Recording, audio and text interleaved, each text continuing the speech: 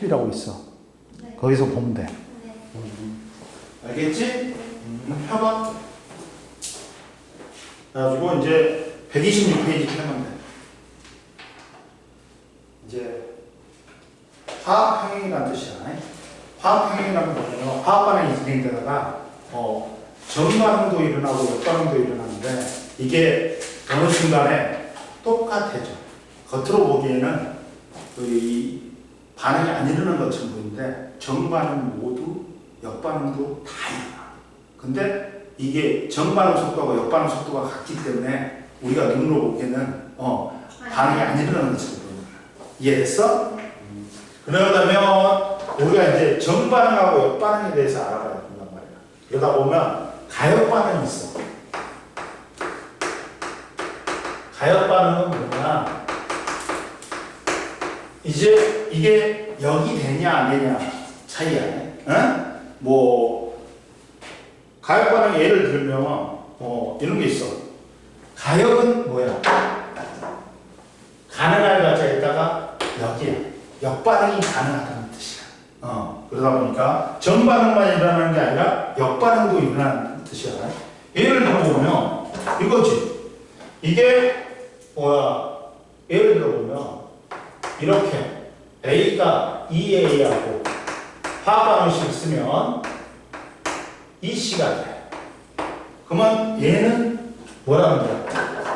한 방향만 있지. 한 방향만 있지. 그러면 전반응만 일어난다는 거야. 얘는 비가역반응이 되는 거야. 이해됐어? 한 방향만 되는 거는 비가역반응이야. 양방향이 되는 게 뭐다? 가역반응인 거야. 즉, 역반응이 얘는 불가능해. 역반응이 아예 일어나지 않거나 않냐? 그러면 근데 전반응에 비해 무시할 정도로 작은 거지. 거의 무시할 정도로 작게 일어나거나 거의 안 일어나는 거야. 그러니까 100% 역반응이 안 일어난다면 틀린 말이야. 그러니까 거의 무시할 정도로 작게 일어나거나 거의 일어나지 않는다는 뜻이야. 근데 100%안 일어난다는 건 아니야. 말의 의미를 잘 알아야 돼. 그럼 보자. 실생활에서는 대부분이 화학반응은 뭐다? 반응들은 가역반응이야. 그러니까 우리가 알고 있는 비가역반응은 몇 개 없으니까 화학반응에서는 비가역반응이 더 잘 일어나. 근데 물리에서는 화학에서는 가역반응이 잘 일어나고 물리에서는 어떻다? 비가역반응이 잘 일어나. 이해됐어? 그러면 여기에 보면 자 뭐가 있어? 가역반응에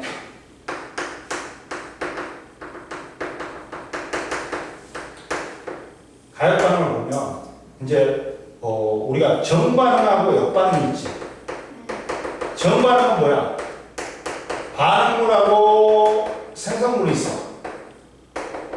그랬을 때 반응물이 생성물로 되는 반응이 화살표가 오른쪽으로 되면 이게 정반응이야.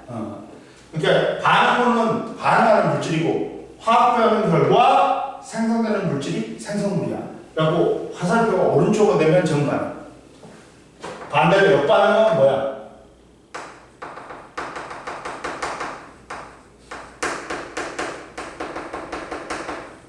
생성물이 반대로 반응물이 되는 거야. 화살표가 오른쪽으로 왼쪽으로 되면 이게 뭐다? 역반응이야. 이해됐지? 그리고 봐라. 이제 가역반응의 예가 있어. 우리가 가역반응의 화학에서는 가역반응이 더 많이 일어난다 그랬지? 보자. 가역반응의 예가 있어. 첫 번째 봐라. 첫 번째 뭐가 나왔어? 가역반응은 반응 조건에 따라 전반응과 역반응이 모두 일어날 수 있는 반응이야. 그러니까 화학반응식에서 얘는 가역반응은 전반응과 역반응 모두 일어난단 말이야.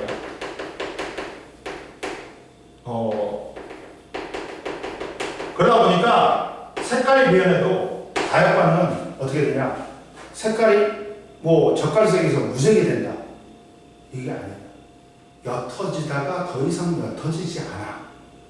왜? 역반응도 일어나기 때문에. 근데 무색이 돼. 젓갈색이 무색이 되고 다 변했다는 거지. 그러니까 얘는 한번 돌아온다, 안 돌아온다. 못 돌아오는 거야. 이해됐어? 그러니까 우리가 이제 제일 많이 취급하는 게 이산화질소가 사산화이질소가 되는 반응이거든. 이산화질소가 젓갈색이야. 근데 얘가 무색인 사산화이질소로 되는데 이게 가역 반응이기 때문에 젓갈색이 옅어져. 옅은 젓갈색이 되다가 무색이 되진 않아. 왜? 가역 반응이기 때문에 역반응도 일어나기 때문에 어느 정도 진행되다 보면 더 이상 색이 옅어지지 않아. 그러면 동쪽 평행선으로 돌아가가지고 가역 반응이야. 그러니까 만약에 무색으로 돼버렸다. 얘는 비가역 반응이야. 다 변해버려. 이게 뭔 말인지 알겠지? 그러다 보니까 첫 번째가 뭐가 나왔냐? 그게 염화 코발트의 변화지. 염화 코발트의 변화가 보면 얘는 화살표가 왔다 갔다지. 근데 첫 번째 봐봐. 자,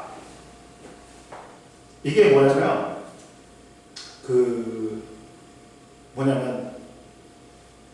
염화 코발트 종이라고 있어. 이게 솔리드야. 근데 물하고 합해져. 그러더니 얘가 염화 코발트 육수화물이 돼.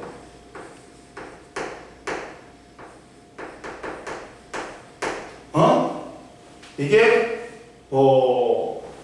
그러면 이걸 뭐라고 부르냐? 우리가 이제 주로 조심해. 얘가 합성이라고 그러고 얘를 분해라고, 그러니까 분해라고 경우가 많아. 합성하고 분해하고 결정지어야 되니? 아니면 그렇지. 이렇게 생성이라고 하고 얘는 뭐라고 하나? 염화 코발트 육수화물이 생성됐다고 해. 이 반응은 염화 코발트하고 물이 합해져가지고 이게 생성됐다고 해. 역반응은 뭐라 한다? 그렇지. 염화 코발트 육수화물이 염화 코발트하고 물로 분해됐다고 해. 이런 것도 표시해놔. 뭔 말인지 알겠지? 네. 근데 이때 전반응이 염화 코발트 육수화물이 생성되는 거고, 그리고 이제 역반응이 분해되는 거야. 근데 이때 우리는 화학 변화가 일어나는지 안 일어나는지 모르는 경우가 많아. 근데 특히나 색 변화가 있어. 색 변화가 있으면 이 새끼가 화학 반응이 일어났구나, 안 일어났구나 알 수 있단 말이야. 그러다 보니까 이게 원래는 염화 코발트는 무슨 색이야? 그렇지, 파란색이야. 근데 염화 코발트 육수화물이 되면 무슨 색으로 변해? 붉은색으로 변해. 그러면 이게 화학 반응이 일어났구나 알 수 있단 말이야. 즉 이제 우리가 물 생성을 확인하는 시험에서 제일 많이 쓰는 게 푸른색의 염화 코발트 종이야. 그러니까 종이에다가 염화 코발트를 뿌려. 그래갖고 해가지고 염화 코발트 종이를 만들어. 그래가지고 이걸 갖다가 물에다 갖다 대면 물이 첨가되지. 그러면 염화 코발트, 푸른색의 염화 코발트 종이가 붉은색으로 변해. 그러면 이게 물이 생성됐구나 알 수 있단 말이야. 그러니까 이렇게 색변화로 관찰할 수 있다. 그래갖고 그러다 보니까 파란색의 염화 코발트 정반응은 파란색의 염화 코발트에 물을 떨어뜨려 갖고 염화 코발트가 물과 결합하면서 붉은색의 염화 코발트 육수화물이 되는 거야. 이게 정반응이고 이걸 가열을 해. 그러면 물이 날라. 그리고 염화 코발트만 남아. 그러면서 색이 또 파란색, 붉은색에서 파란색으로 변해. 그러면 이게 분해됐다는 거지. 물하고 염화 코발트가. 역반응은 이거다. 이해됐지? 그러면 얘는 가역 반응이야. 정반응도 일어나고 역반응도 일어나지. 그리고 이제 두 번째, 이제 황상구리 오수화물이 있어. 황상구리 오수화물이 있는데, 황상구리를 봐라. 자, 봐봐. 황상구리 같은 경우는 이제 이렇게 돼. 황상구리인데, 그리고 얘는 자, 구리는 특이하다. 치아나 특이해. 구리는 금속으로 있을 때는 붉은색이야. 산화되지. 산화구리가 되지. 검은색이 돼. 그리고 이온으로 되지. 그렇지. 푸른색으로. 그러니까 물하고 결합해갖고 얘가 이제 뭐가 돼? 황상구리 오수화물은 무슨 색을 띠? 그렇지. 푸른색을 띠. 네. 이해됐어? 근데 얘를 가열을 해. 그러면 뭐가 됩니까? 얘가 이번에는 정반응이 분해네? 정반응이 분해네? 황상구리하고 뭐가 생겨? 물이 생기지. 근데 반대로 황상구리에다가 황상구리가 무슨 색이야? 이제 흰색이야.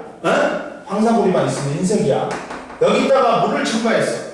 그랬더니 황상구리 오수화물이 되면서 푸른색으로 변해. 얘는 생성이겠지. 이해됐어? 이런 식으로 된다. 여기서는 분해가 정반응이고 생성이 역반응이야. 얘는 정반응은 푸른색의 파란색의 황상구리 오수화물을 가열했더니 물 분자가 빠져나가면서 흰색의 황상구리가 되는 게 정반응. 분해가. 그리고 역반응은 흰색의 황상구리에다가 물을 떨어뜨리면 황상구리가 물과 결합하면서 파란색의 황상구리 오수화물이 되는 게 뭐다? 역반응이야. 근데 왜 황상구리 2라고 할까? 구리는 이온이 될 때 이가양이온이 될 수도 있고 일가양이온이 될 수 있어. 일가양이온이면 그냥 구리라고 불러.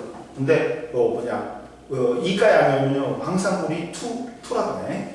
이해됐지? 이해됐고 또 가열반응에 석회동물이 있어. 봐봐.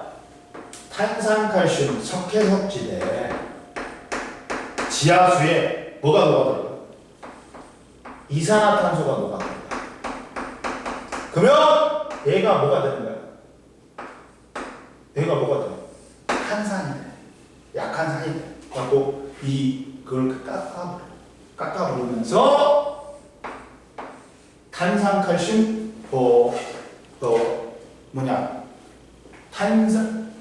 탄산수소 칼슘이 된다. 탄산수소 칼슘이 된다. 그러면서 봐봐.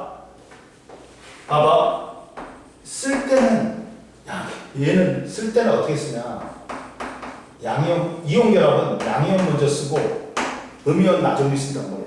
읽을 때는 반대로 읽어. 음이온부터 읽어주고 양이온은 나중에 읽어. 근데 양이온은 그냥 이온만 붙이면 돼.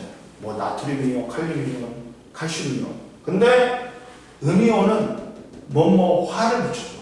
근데 산소나 염소는 소자 빼고 염화 이온이라고 해.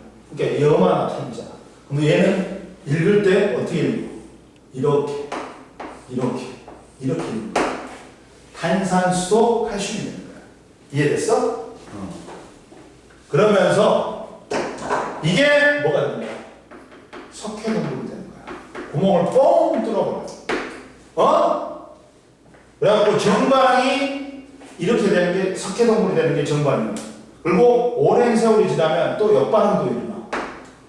여기서 이렇게 너 석회동굴을 가봤으면 천장에서 물이 떨어져. 그리고 시원해. 그러면서 다시 얘가 탄산칼슘하고 이산화탄소하고 물로 변해. 그러면서 이제 구멍을 뚫었지. 석회동굴이 됐다. 그러면 위에서 탄산칼슘이 이제 자라나. 이게 종유석이야.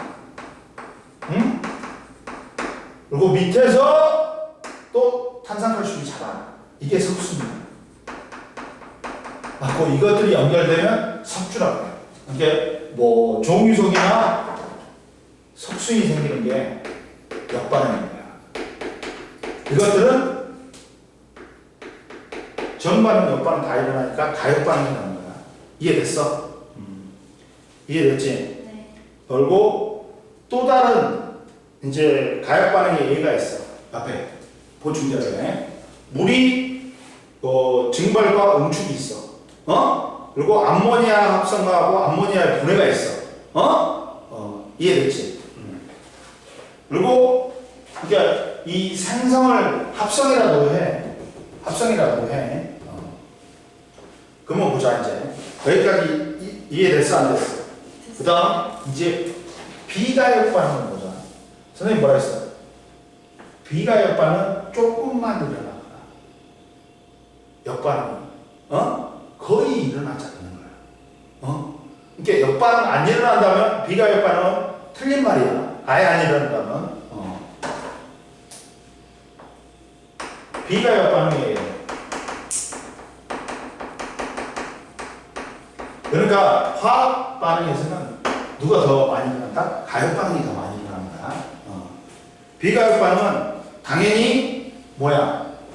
한쪽 방향으로만 일어나는 거야. 반대로 빼지 안 돼.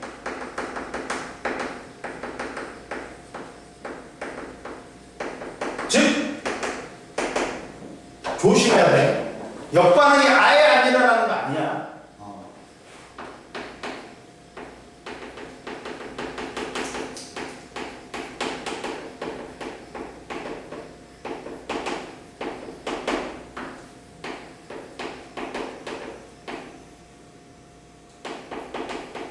않는 거야.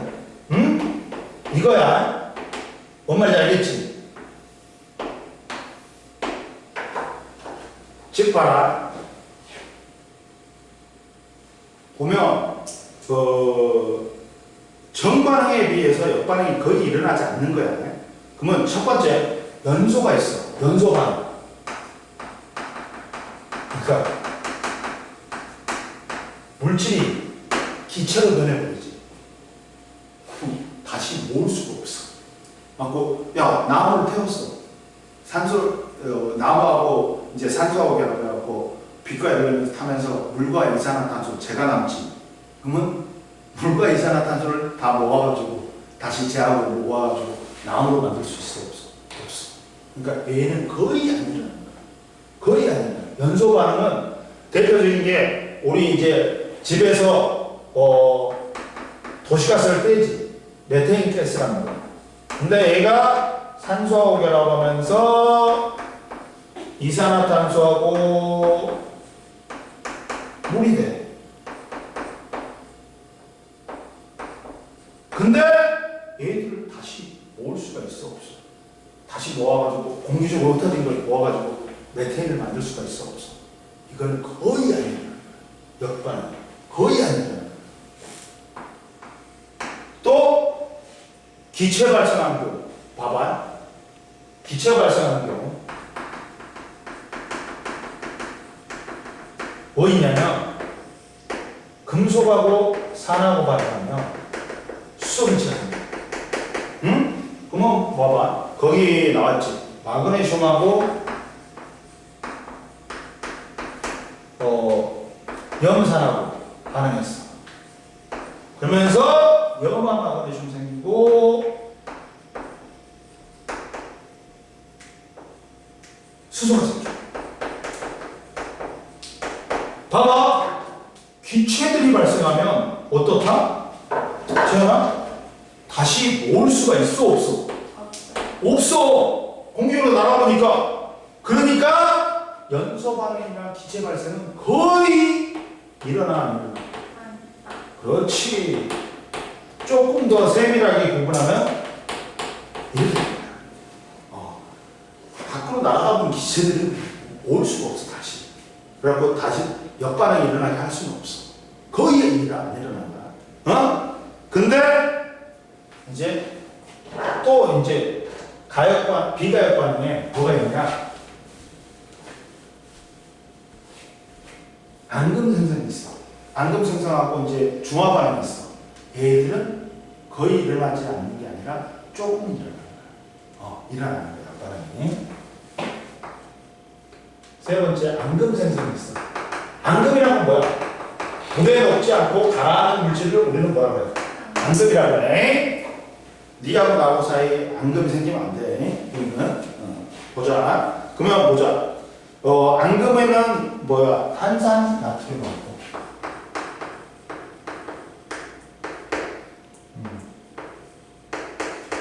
뭐가 있냐? 여기 염화칼슘이 있어.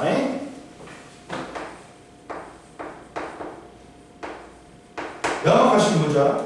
제설제나 물 먹는 하마 주성분이 염화칼슘이야. 제설제는 이제 눈 얼지 말라고 눈 올 때 빙판 돼버리니까 얘가 뿌려버리지. 그러면 얘가 수분을 흡수해갖고 열을 갖고 눈을 녹여. 근데 이제 불순물이 포함되면 어느 점이 나서가지고 안 하고. 그리고 물 먹는 하마도 제일 처음에는 고체 분말 뜯기 전에는 이 비닐봉지 뜯기 전에는 고체다. 근데 시간이 지나면 얘가 액체가 되어버려요. 왜? 수분을 다 흡수하니까. 이해됐어? 근데 얘가 다시 결합하면 의미가 없잖아. 다른 양이온하고 우비온하고 결합해야 돼. 그래갖고 이렇게 결합하면 이렇게 됩니다. 그러면서 뭐가 생긴다? 염화칼슘, 탄산칼슘이라는 흰색 앙금이 생기지. 그리고 염화나트륨이 생겨. 이때 앙금 생성은 반대가 역반응은 일어나긴 일어나. 근데 조금 일어나. 그리고 네 번째, 중화반응이 있지. 중화반응은 산과 염기가 만나고 중성인 물이 생기고 염이 생기는 반응이야. 그러면 자 대표적인 게 염산화도 누구하고 만나? 수산화토하고 만나지. 그러면 얘가 물과 뭐가 생긴다? 염이 생깁니다. 이해됐어? 근데 얘들은 뭔 일이나? 역반응이 조금은 일어나. 정반응이 주가 일어나는 거야. 대부분 전반응이 일어나는 거야. 근데 역반응이 조금은 일어나는 거야.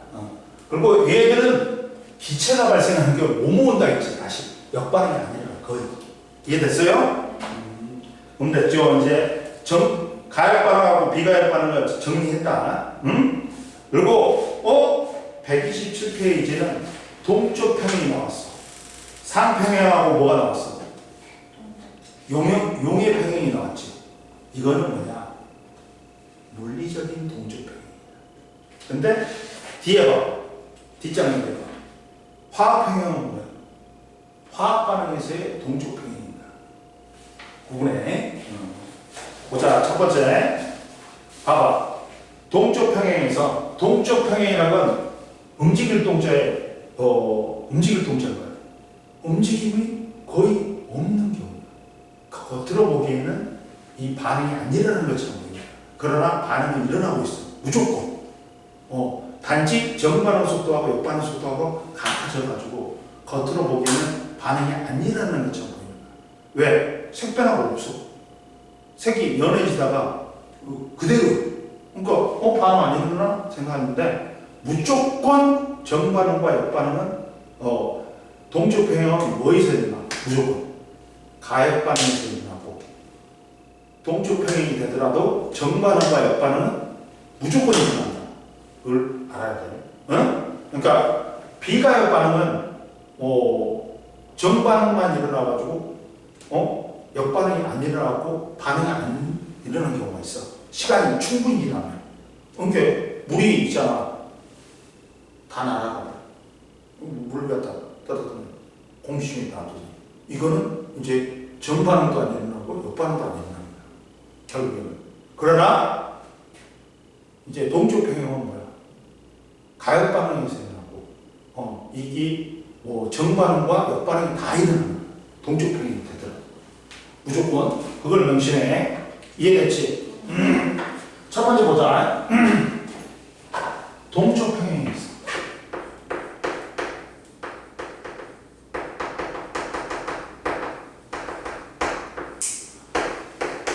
동쪽 평행은 뭐야? 반응이 진행되다 보니까 정반응 속도하고 가역반 무조건 그래 말했지. 어디서 나가? 온이 가역반응에서 나타난다. 동쪽 평행은. 그리고 반응이 진행되어 정반응 속도하고 역반응 속도가 어떻다? 같아진다. 이해됐어? 안 됐어? 그렇지? 이게 동쪽 평행이야. 근데 물리 현상에서 동쪽 평행에 첫 번째가 뭐였어? 상평행이 있어. 사이랑은 뭐야? 고체, 액체, 기체 상태를 갖다가 우리는 상이라고 해. 이해됐어? 그러니까 상이 공존하는 거야, 두 개가. 두 개가 공존하는 거야. 봐봐. 상평형에 뭐라고 나왔어? 액체의 증발 속도와 기체의 응축 속도가 같아져서 평형을 이루는 것처럼 두 가지 이상의 상태가 공존하는 동쪽 평형을 뭐라고 그래, 우리는? 그렇지. 자, 두 가지 상태가 공존하는 동쪽 평행이라는 뜻이야. 이해됐지? 그러면 여기서 액체의 뭐하고? 증발 속도하고 기체의 응축 속도하고 어떻게 돼? 같아지면 동쪽 평행 상태가 되면서 기체, 액체 두 가지 상태가 공존할 수 있단 말이야. 이걸 상평행이라고 그래. 이해됐지? 이때 보자. 대표적인 예가 물의 증발과 응축이 있겠지. 이해됐어? 안 됐어?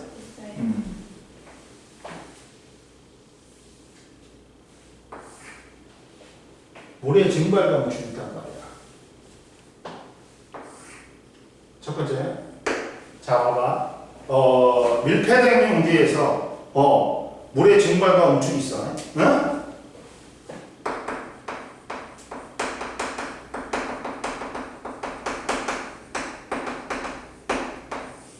자, 5번.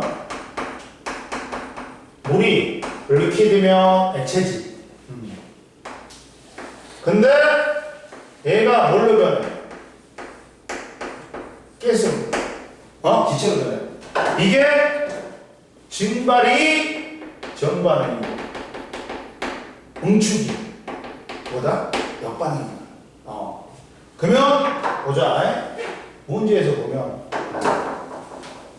우리 채원이한테 저걸 먼저 줘야 되겠구나.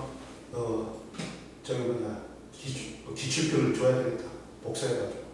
그러면서 같이 보면서 설명해 주면 되지. 잠깐만 기다려. 금방 해줄게. 이해됐지 지금? 네. 학교에서 이거 좀 나갔지 지금? 저희 4단원 문제 나가. 4단 문제 나오고 있어? 학교가 희한하네. 수행평가 문제. 수행평가 본다고? 그러면 4단 문제? 수행평가 볼 때 보기 전에 선생님한테 말해. 그러면 선생님 수행평가 다 해줄게. 수행평가 점수잖아. 말해야 돼. 미리. 언제 날짜 나왔어?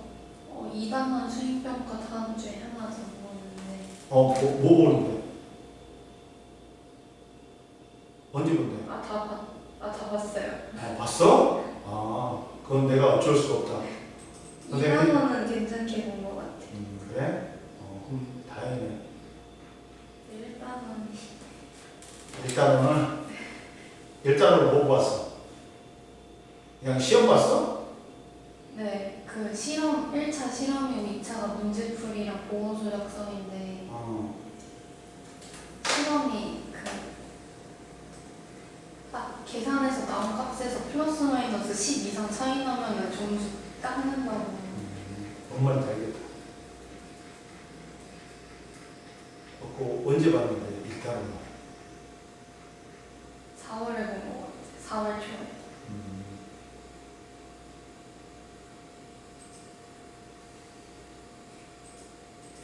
돌리는 몇 점 맞았어? 이번에. 괜찮아? 반 조금 등급 나왔어? 다솔님 70. 등급 나왔어? 등급이요? 2등급 나왔네? 2등급 완전 끝인 것 같아. 그나마 다행이다. 그래도. 아유, 올릴 게 있으니까 하면 되지, 뭐. 뭔 말인지 알지? 잠깐만 기다려. 갖고 올게.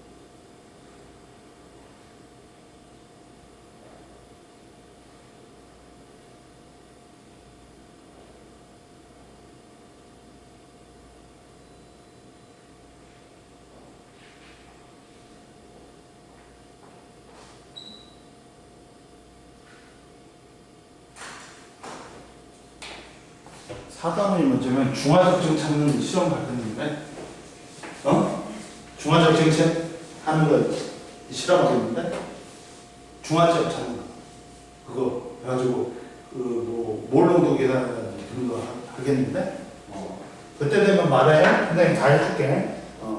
해줄 테니까 따로 목요일날 같은 때 막 해줄 테니까. 뭔 말인지 알지?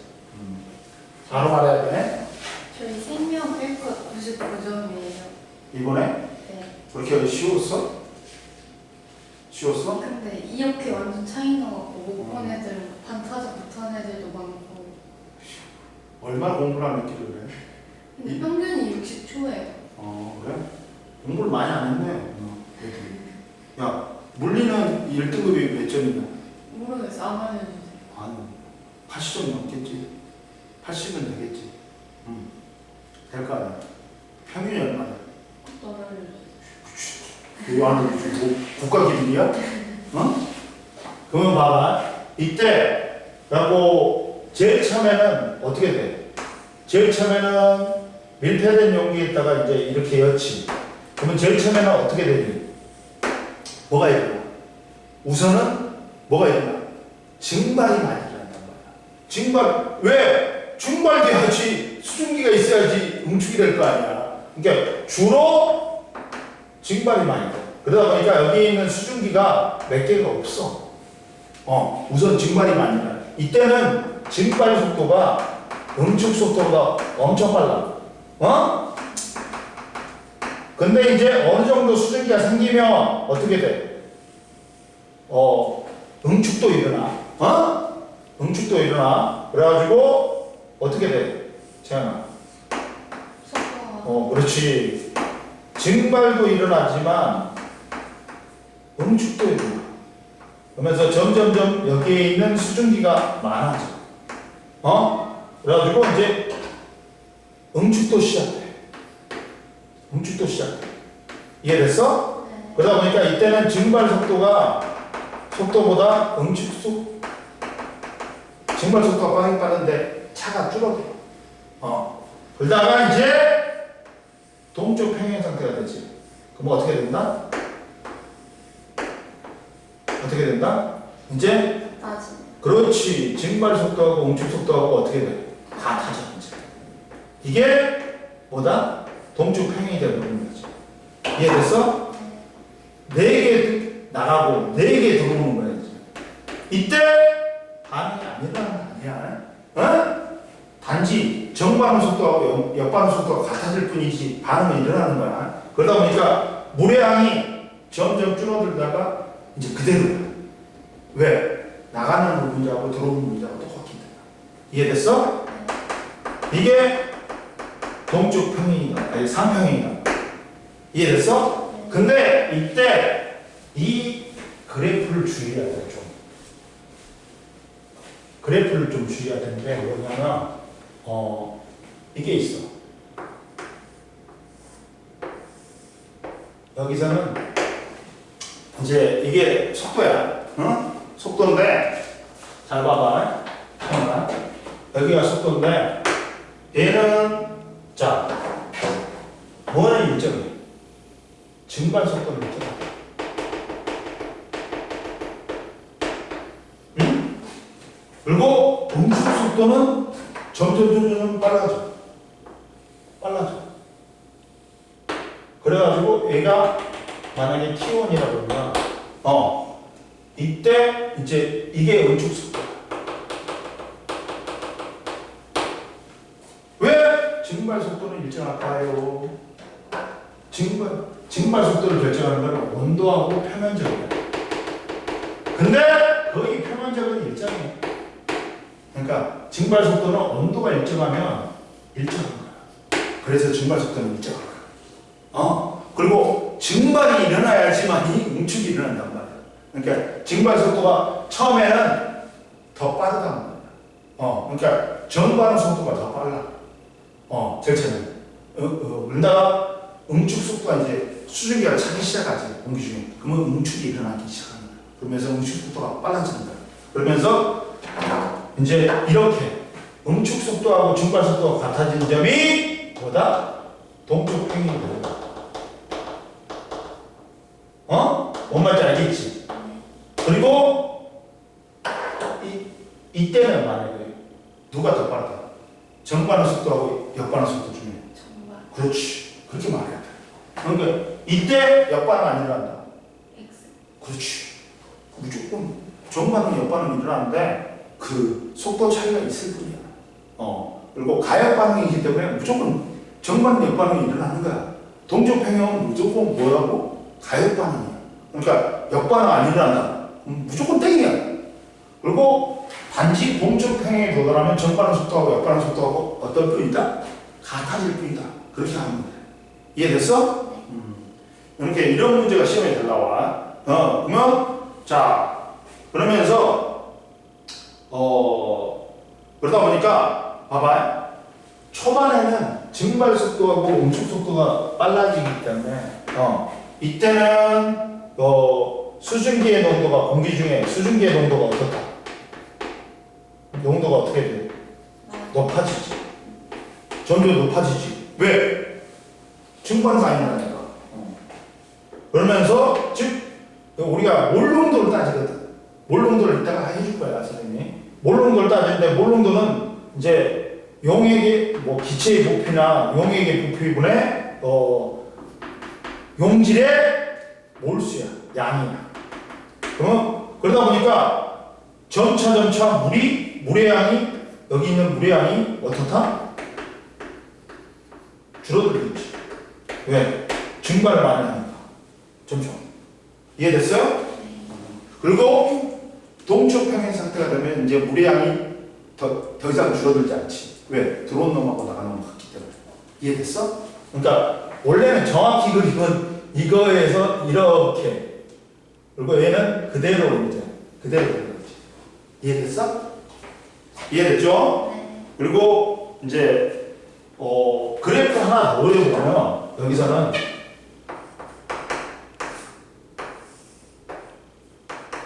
이제 y축을 물질의 양으로 하면 이제 몰농도로 하면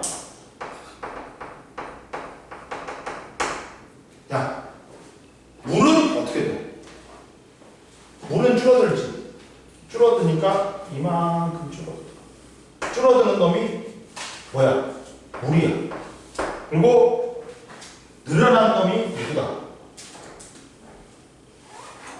수증기겠지. 그러면서 얘도 이 정도면 T1이면 동쪽 평행 상태에 도달합니다. T1이면 이해됐어? 네. 이렇게 하는 거야. 물질의 양은 이해됐지? 네. 그리고 이 증발 속도는 뭐에만 영향받는다고? 그렇지. 그래서 온도가 일정하면 증발 속도가 일정한 거야. 그리고 응축 속도는 점점 빨라지지. 왜? 증발 속도가 증발을 하니까 수증기가 있으니까 응축이 잘 되겠지. 수증기가 많으면 많을수록. 이거야. 이해됐죠? 네.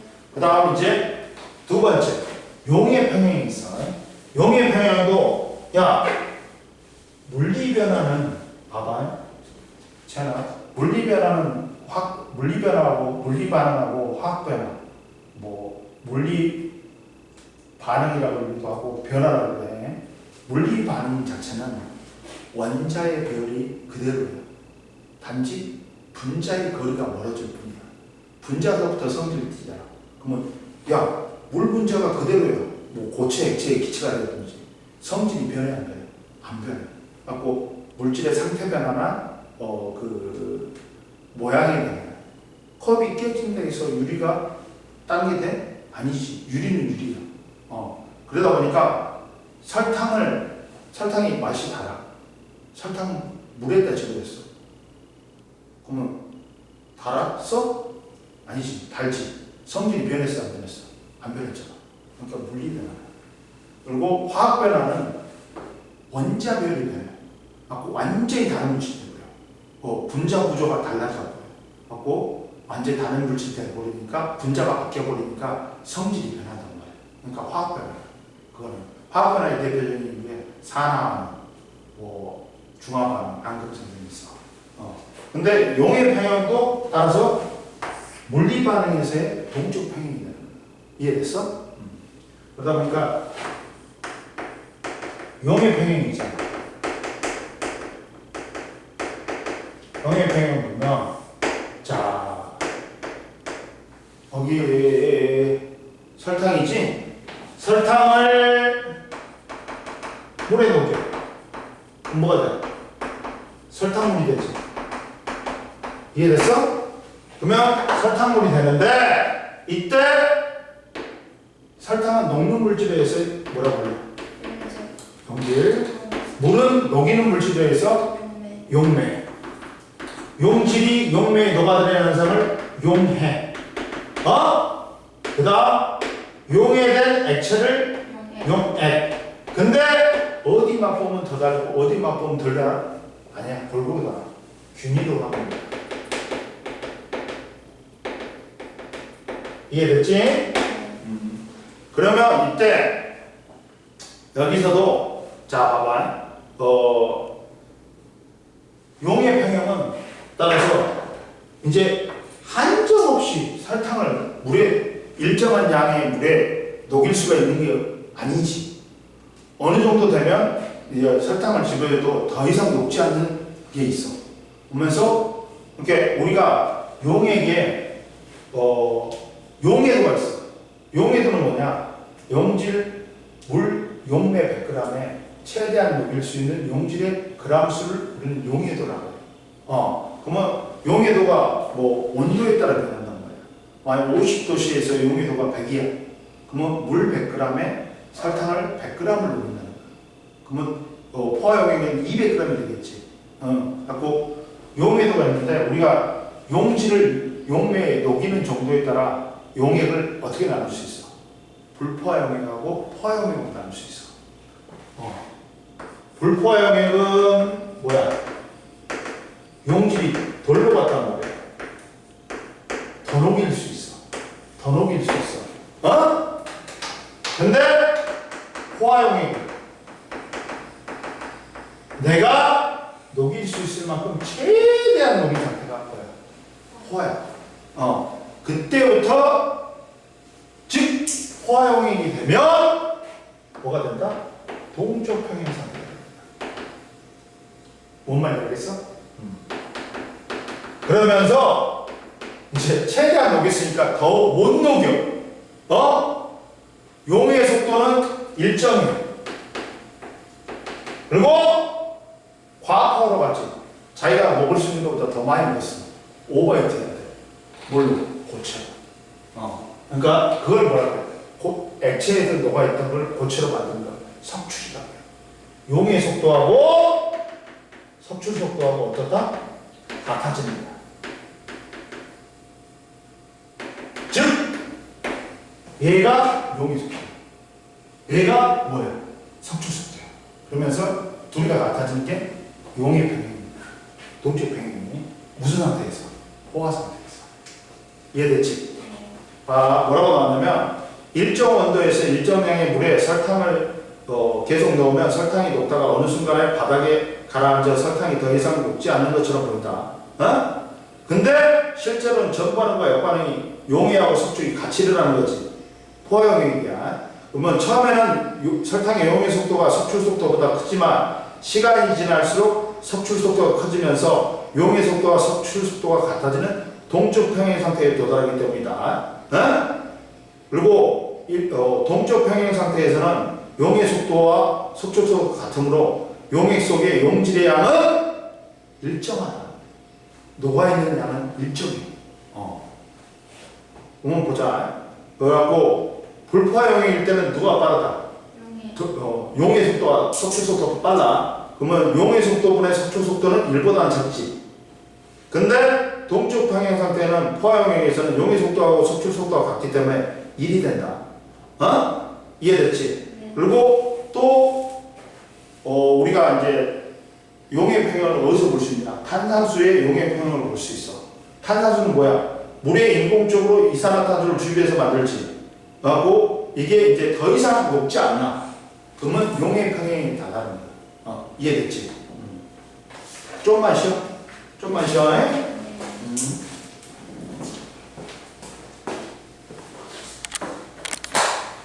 이때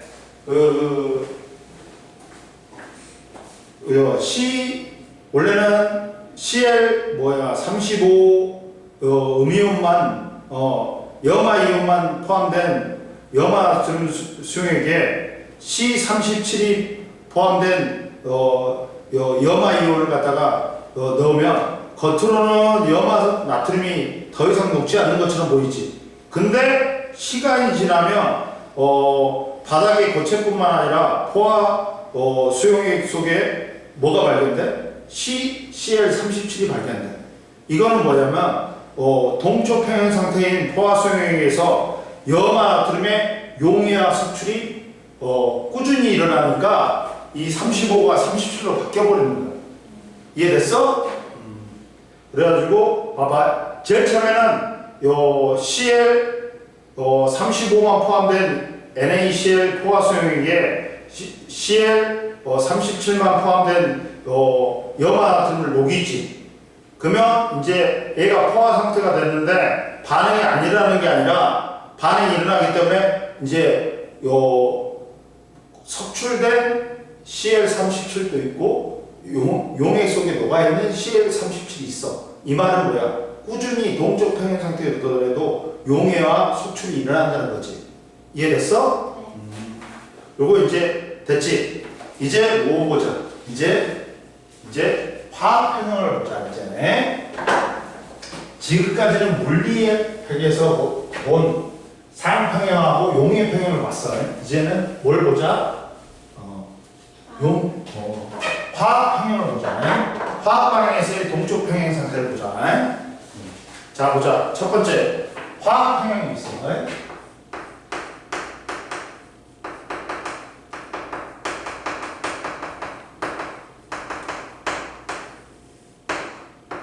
그러면 화학 평형에서 이제 화학 평형 같은 경우는 뭐라 했어, 선생님이? 자, 화학 평형은 화학 반응에서 일어나는 동적 평형이라고 했지. 그러면 얘도 무조건 가역 반응이어야 돼. 가역 반응이고, 즉 그리고 전반응 속도하고 역반응 속도가 같아져가지고 뭐에 이른다? 동적 평형 상태에 이르는 걸 우리는 화학 반응에서의 동쪽 평행에 대해서 화학 평행이라는 거야. 이해됐어? 그러면 이때는 이제 봐봐. 그러면 어떻게 되냐? 동쪽 평행 상태가 도달하면 어떻게 되냐? 이게 반응물의 농도하고 생성물의 농도가 일정이죠. 왜? 정반응이 되면 반응물이 생성물로 바뀌잖아. 그리고 역반응이 되면 생성물이 반응물로 바뀌잖아. 그러면 이것들이 속도가 똑같기 때문에 반응물의 물질의 양이 일정인 거예요. 생성물도 마찬가지야. 더 이상 반응물과 생성물의 농도가 안 변해. 이게 겉으로 보기에는 정지된 것처럼 보이지만 실제로는 역반응과 정반응의 속도가 같은 속도로 끊임없이 일어나는 동쪽 평행 상태가 된다. 그러면 대표적인 예가 뭐가 있어요? 그러니까 우리는 이거하고 이걸 볼 거야, 이제. 이거하고 이걸 볼 거야. 지금. 오늘 보면, 자, 대표적인 예가 뭐가 있어? 첫 번째 예가 뭐가 있어? 이산화질소가 뭐가 됩니까? 사산화이질소가 된 반응이 있어. 그러면 이산화질소는 야 이걸 갖다가 무조건 색변을 찾아. 왜? 우리가 눈으로 확인할 수 있으니까. 동쪽 평행 상태는 겉으로 보기에는 거의 반응이 안 일어난 것처럼 보이잖아. 근데 색변화가 있으면 반응이 일어났는지 안 일어났는지 볼 수 있단 말이야. 그러다 보니까 색변화가 되는 놈을 찾아. 얘는 젓갈색이야. 얘는 뭘로 돼? 무색이야. 그러다 보니까 동쪽 평행 상태는 가역 반응이기 때문에 무조건 어떻다? 색깔이 무색이 되는 게 아니야. 점점 얇아지다가 어떻게 된다? 그렇지. 색깔이 변화가 없는 거야. 그러면 동쪽 평행 상태로 돌아왔단 말이야. 근데 비가역 반응은 한 방향, 전반응만 일어나기 때문에 젓갈색이 무색으로 변하는 거야. 이해됐어? 그러면 봐봐. 그러면 어떻게 된다? 이제 이게 동쪽 평행 상태에 도달하면 어떻게 된다? 이제 뭐는 줄어들어? 얘는 줄어들지. 얘는 줄어들지. 그리고 나서 이렇게 N2O4는 늘어난단 말이야. 그러면 근데 이제 동쪽 평행 상태에 들어가면 즉 전반응 속도는 이제 점점점 어떻게 된다? 그렇지. 느려지지. 그리고 역반응 속도는 어떻게 돼? 그렇지. 정반응 속도는 느려지고 역반응 속도는 어떻게 돼? 빨라져. 그러면서 어떻다? 동쪽 평행 상태에 도달하는 거야. 같아지면, 그러면서 동쪽 평행 상태에 도달하면 색변화가 이제 있다 없다? 없다. 만약에 무색으로 변하지. 그럼 뭐다? 비가역 반응이 된다. 그래갖고 무색보다는 더 진한 색에서 약간 옅은 색에서 동쪽 평행 상태에 도달하는 거야. 그러면 여기서도 반응 속도에 영향을 주는 놈이 있다. 뭐야?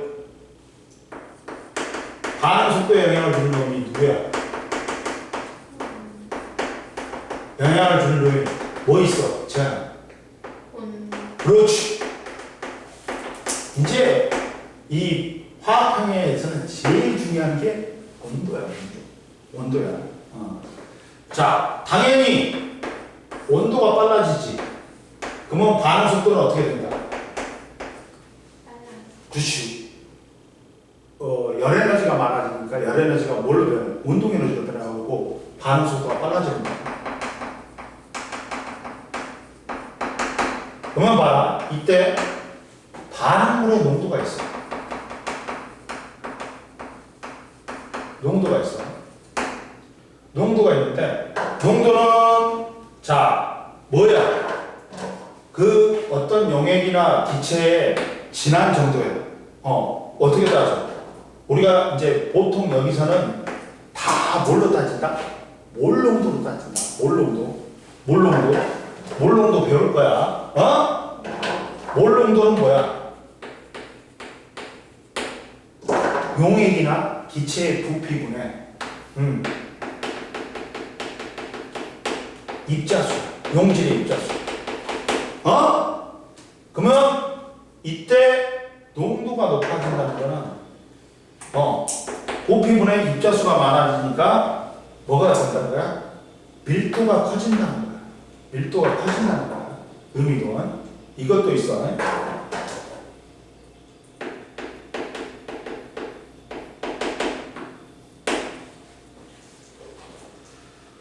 자, 이렇게 된다.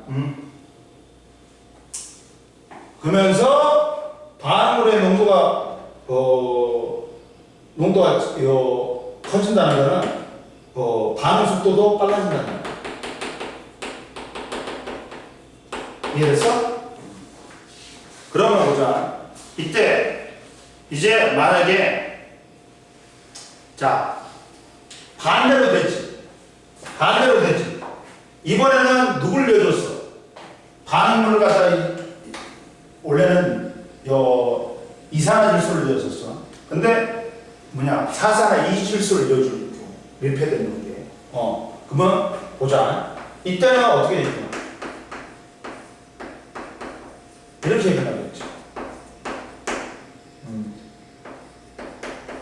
이렇게 되겠지. 여기도 무슨 색이에요? 무색에서 젓갈색으로 변한 색이 점점 진해지다가 더 이상 진해지지 않는 점이 있지. 그게 뭐야? 동쪽 평행. 이해됐어? 네. 그러면서 그러다가 동쪽 평행 상태로 들어가지. 이때 양도 변하지 않고 농도 물질의 농도도 생성물이나 반응물의 농도도 일정하고 이때 동쪽 평행 상태로 들어가면 즉 얘가 원하는 건 동적 평행 상태에 들어가면 어떻게 된다?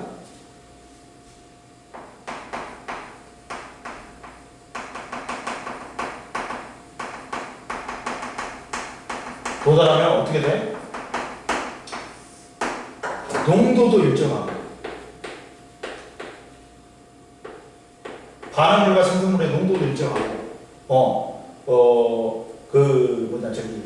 색도 변화 있어 없어? 없어요. 없어. 그러면 반응물의 농도는 낮아지겠지. 동적 평행 상태에 도달하기 전까지는. 그리고 생성물은 증가하겠지. 그러다가 동적 평행 상태에 도달하면 이제 서로 간에 변해버리니까 반응물이고 생성물의 농도가 일정해버려. 이해됐어? 이때 그러다 보니까 봐라.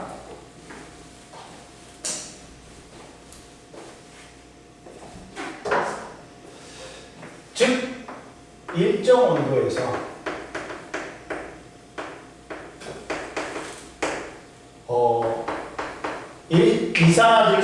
이산화질소와 산화이질소의 초기 농도를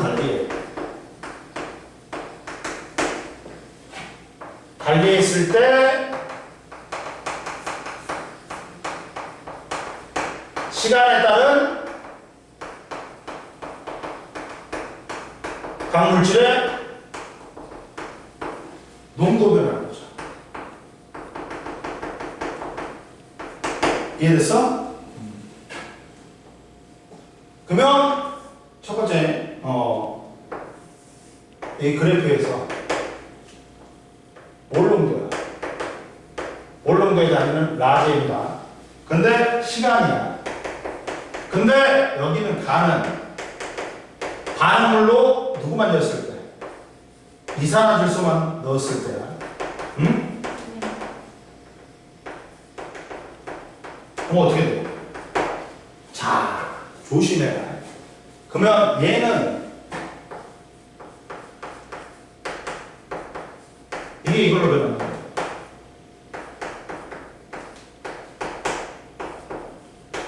그러면 화학 반응식에서 앞에 있는 계수는 뭐라 그랬어?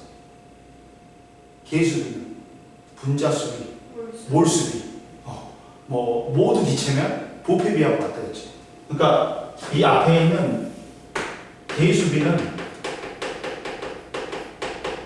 분자수비, 몰수비라고. 몰수비고 그 다음에 이제 부피비도 된다. 질량비는 아니야. 특히나 뭐야? 계수비가 몰수비라고 했잖아. 그러면 얘는 정반응이 될수록 반응물은 농도가 감소한다 했지. 생성물은 농도가 증가하겠지. 그러면 이때 몰수비가 몇 대 몇이다? 2대. 그렇지. 반응하는 몰수비는 2대 1이 됩니다. 그러면 얘가 만약에 N2O4가 이만큼 있었대. 이렇게 됐대. 이렇게 됐대. 그러면 얘는 이제 얼마만큼 증가하는 거야? 얘는 이제 N2O4는 이렇게 증가해야 되겠지. 이해됐어 안 됐어? 보면서 여기가 이제 동주평이 되겠지. 근데 얘는 이제 누구야? 얘가 누구야? NO2야, N2O4야? 아니잖아. NO2가 감소하잖아. NO2가 감소하지. 얘는 뭐가 되는 거야? 증가하는 거야. 그렇지. N2O4지. 근데 얘가 만약에 사였어.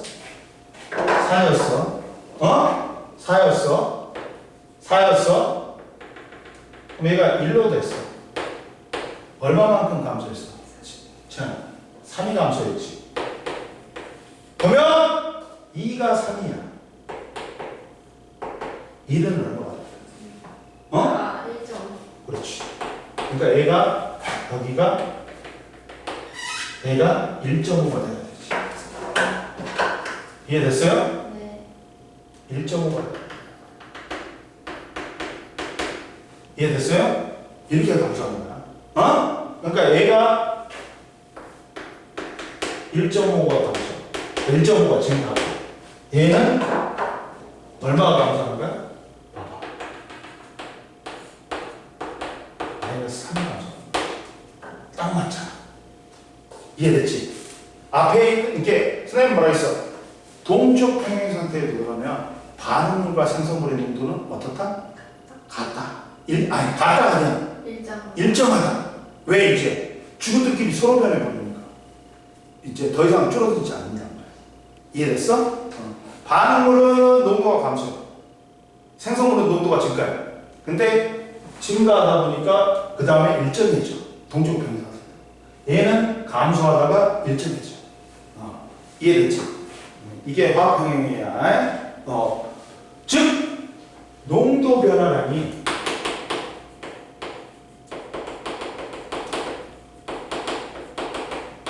계수비, 몰수비가 됩니다. 뭔 말인지 알겠지? 여기서 이해됐어요? 안 됐어요? 됐죠? 그리고 두 번째, 나를 보자.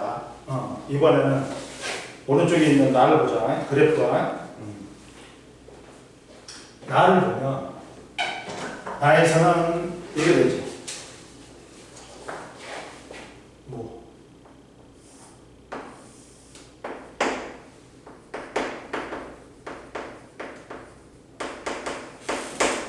자, 이번에는 뭐 만졌어? N2O4 만졌어.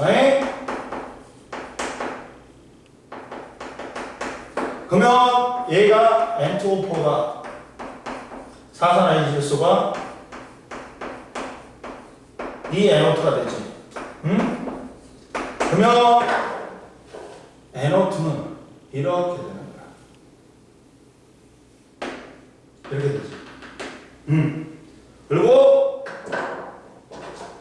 이게 증가하는 게 생성물인 NO2가 된다. 감소하는 게 누구야? 감소하는 게 뭐야? N2O가 된다.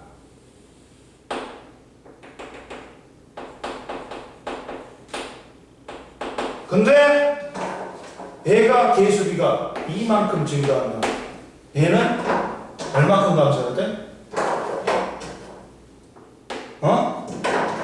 1만큼 감소해야 되지. 뭔 말인지 알겠지? 이렇게 된다. 그러면서 농도가 있잖아. 앞에 있는 계수비는 몰수비, 농도 변화를 의미한다. 이해됐지?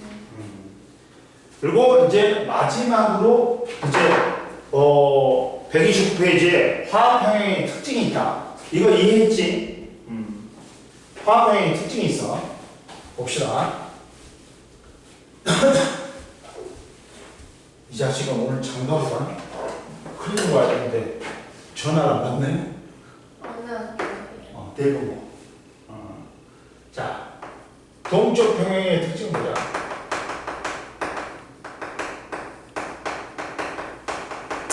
딱 잠자기 좋은 시간이다.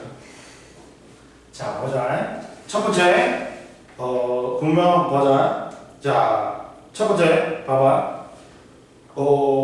동쪽 평형의 특징은 첫 번째 뭐가 있냐? 첫 번째, 뭐에서만 가능하다? 무조건 가역 반응에서만 가능하다.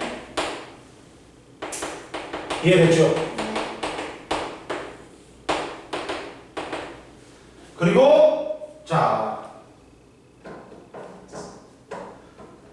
그리고 두 번째, 동쪽 평형은 뭐가 같아진다? 정반응 속도하고 역반응 속도하고 같아지는 거죠. 근데 무조건 얘들은 0보다는 커야 돼. 즉 정반응하고 역반응은 무조건 일어나야 돼. 그러지 않으면 가역 반응이 아니잖아. 그러니까 무조건 0보다는 커야 돼. 얘들. 이해됐죠? 네. 둘 다 일어나는데 반응 속도가 같아야 돼. 이해됐죠? 그리고 자, 그리고 꼭 뭐 있어야 돼? 반응물과 생성물이 일정한 농도로 공존해야 돼. 이제 변하면 돼, 안 돼? 농도가 안 되고 반응물도 있어야 되고 생성물도 있어야 돼. 무조건. 이해됐지? 하나가 없어지면 다 없어지면 그건 비가역 반응이야. 이해됐지? 그리고 자 계수비는 뭐가 같다? 금방 말했지. 몰수비.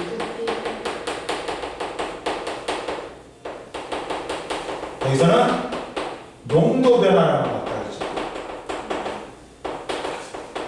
이해됐죠?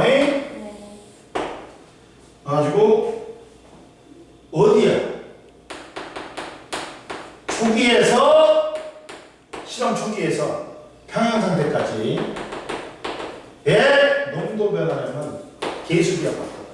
평형 상태는 안 변해버리니까 놀랄 수가 없어.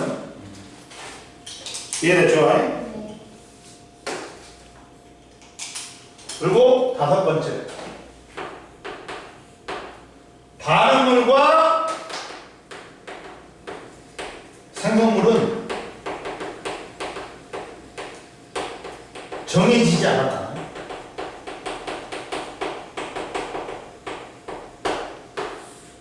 즉,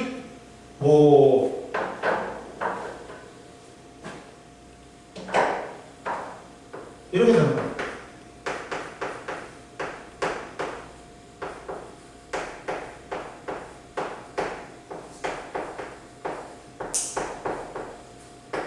야, 얘를 갖다 일정량이 있었대. 그러면 얘가 반응을 못해. 얘가 일정량이 있었대.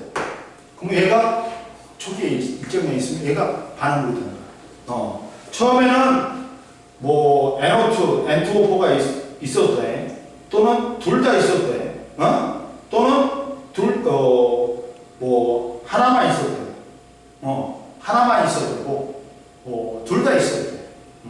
그리고 같은 온도의 같은 반응이라면 동일한 동쪽 평행 상태에서 이해됐어? 그리고 야,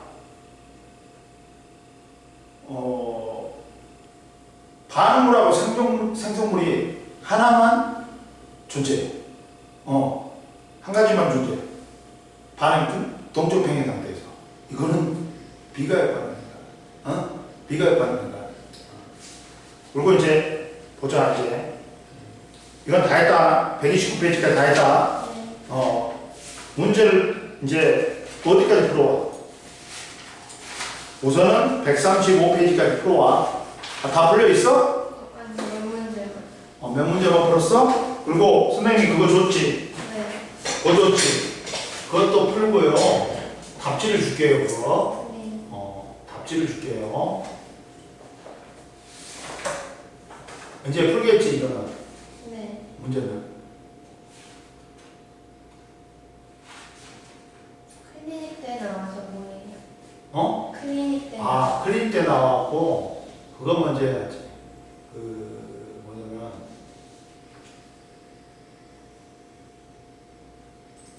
뭐냐면, 이제 아까쯤에 말한, 있잖아. 백지노트하고 문제풀이. 그리고 모르는 거 있잖아. 선생님한테 설명해 달라고. 그러면 돼. 그리고 문제 질문하면 돼. 풀다 어려운 문제. 그러면 돼. 뭔 말인지 알겠지?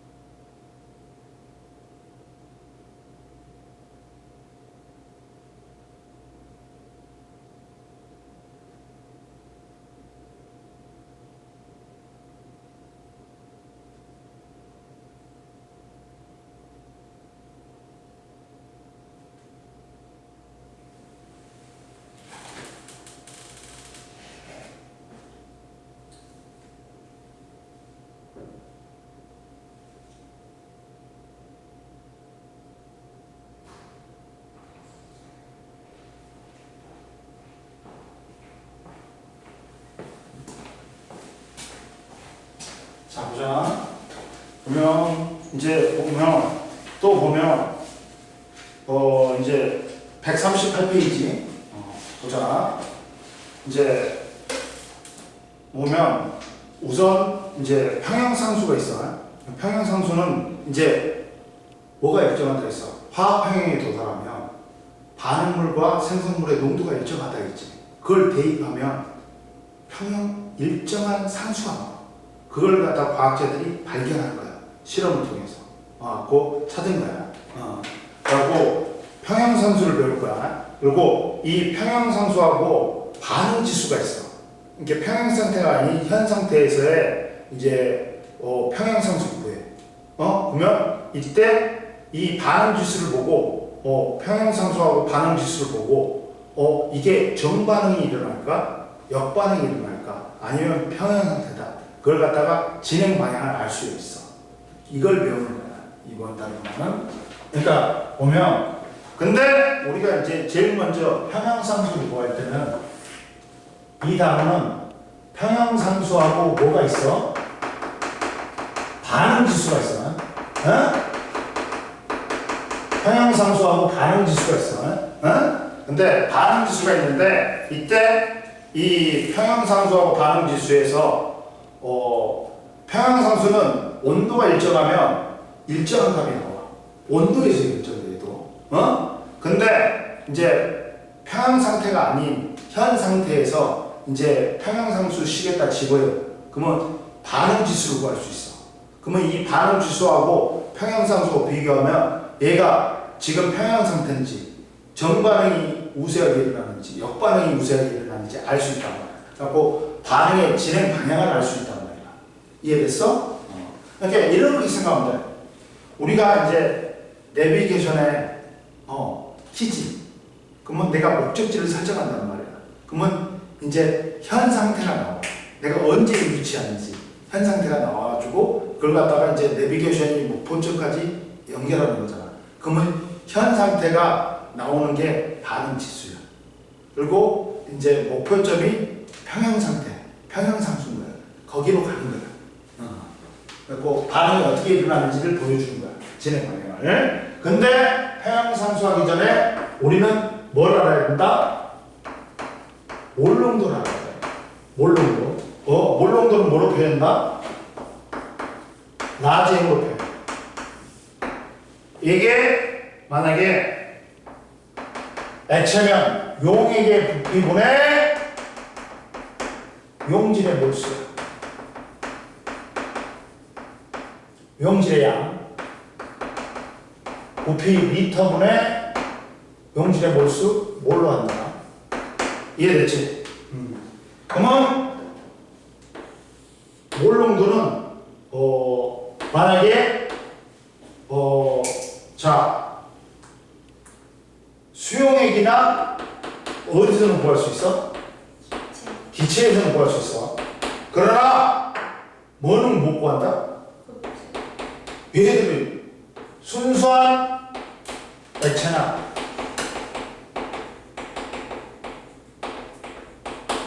탄산가스와 같이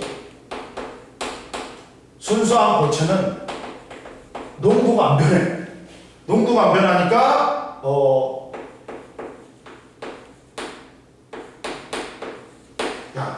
평형 상태에 영향을 주지 않는다. 얘들은 평형 상태에 영향을 주지 않아.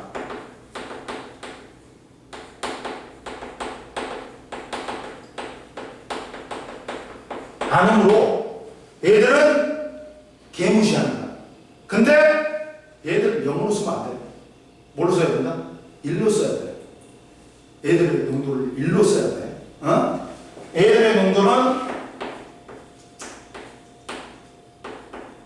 0이 아니라 1이다. 뭘로 표시해야 된다고? 0이 아니라 뭘 표시해야 된다? 1로 표시해야 된다. 이해됐지? 그러면 예를 들어보면 포도당 18g이 녹아있는 500ml 수용액에 몰 농도.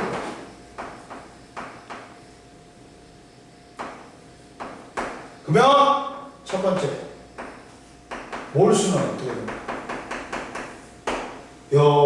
포도당의 화학식량분의 질량이지. 180분의 18이니까 0.1몰이 됩니다. 자, 2번은 몰 농도는 또 어떻게 돼요? 그러면 몇 리터야? 0.5리터. 그렇지. 0.5리터분의 0.1몰이잖아.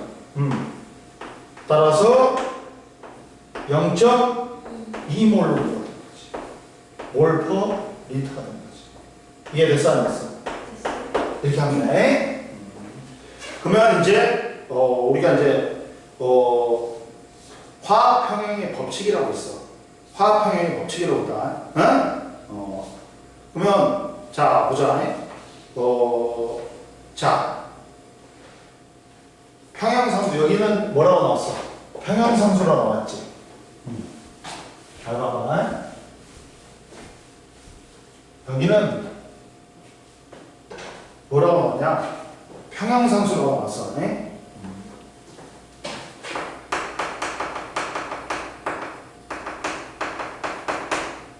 상수라고 나왔는데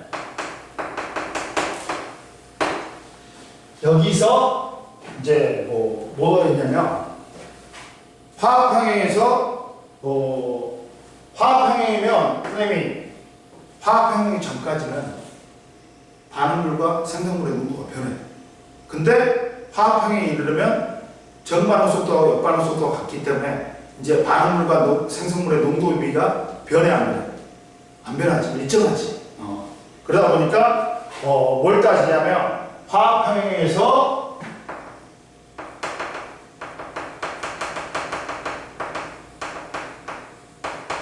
뭘 따지는가? 반응물과 생성물의 농도비를 따진다.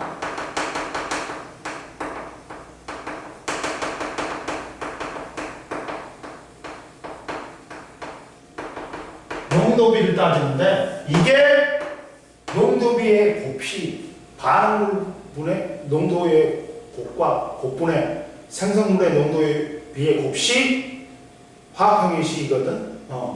그러면 이때 이걸 뭐라고 하냐? 화학평형 법칙이라. 이게 화학평형 법칙이야.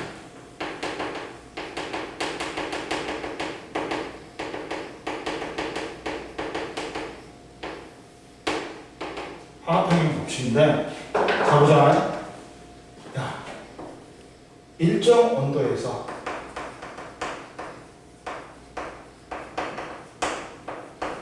가역 반응이 뭐에 들어있을 때? 화학평형 상태에 도달했을 때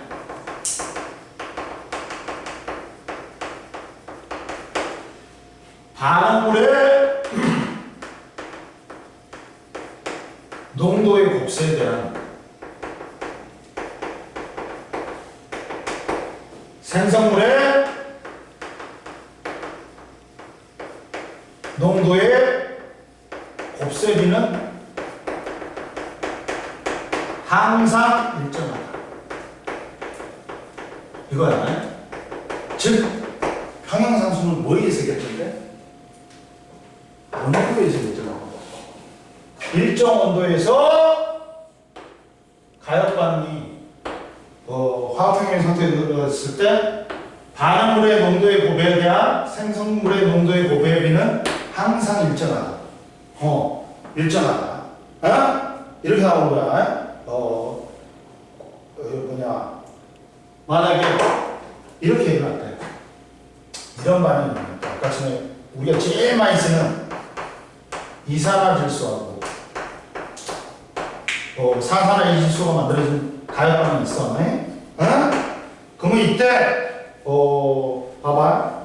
과학자들이 여러 가지 실험을 했단 말이야. 그래갖고 뭘 발견해가지고 이제 어떤 규칙적인 걸 발견해갖고 식으로 정리해서 앞으로 화학평형이 일어났을 때 같은 조건에서 이거는 항상 일정하다는 거야. 어? 만약에 이렇게 됐지. 뭐냐면 그러다 보니까 얘는 농도의 B는 어떻게 돼? 반응물의 농도의 곱식 NO2의 몰 농도의 곱이야. 근데 계수가 2지. 그러면 제곱이지. 그리고 생성물의 몰 농도의 곱이야. 이게 1승이니까 이렇게 나타나는데 이게 항상 일정해. 일정해. 그렇게 나오는 게 이제 평행상수야. 다음 시간에 이걸 볼 거야. 좀 쉬어? 모르는 거 있어? 아니요.